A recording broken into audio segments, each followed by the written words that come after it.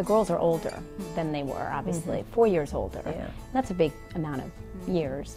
So they know more, they see more, they read more. What kind of conversations have you had with them about the not so nice things some people might say about you and the president, and what could happen to them come November? You know, I try to keep them focused on the reality that no matter what happens with this stuff, they're good, you know. I mean, I just don't want this to be a part of their worry in life. So we map out the options of all scenarios and then go, see, not bad. Either way it shakes out. Actually, there's, you know, this can be good, this can be good, this is good. You know, I always point out what's the plus, and that the plan is going to revolve around their needs, right? No matter what, you know, just letting them know we've got a plan and walking them through that plan. And then it's like, so go on about your lives, live life, you know, and they're pretty good about that. And I think they feed off of us. You know, if they come home every day and see that we're good and still laughing and happy and, you know, focused on our lives, I think that influences how they feel. And our household doesn't change with the highs and lows of political life. Our household is always here.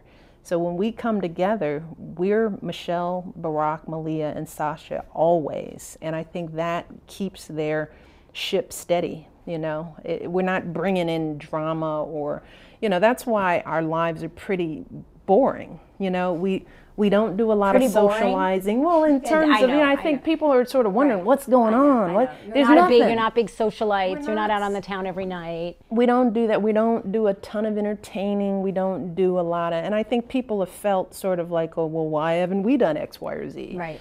We have kids, and you want to be with them. And we want to keep their lives on this sort of even keel. And I think that helps them know that there's that, and then there's my life. And I just want, you know, we try to make sure that they always feel that way.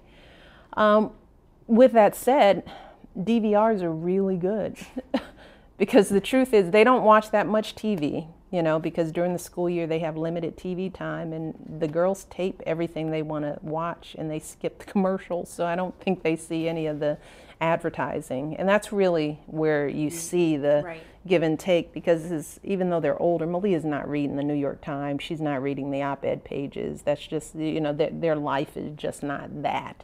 And sometimes we forget in Washington that that's really how most people live. They're not paying attention to every back and forth fight inside Washington. Our kids certainly are not, and neither are their friends. So, you know, it's not as hard as you would imagine.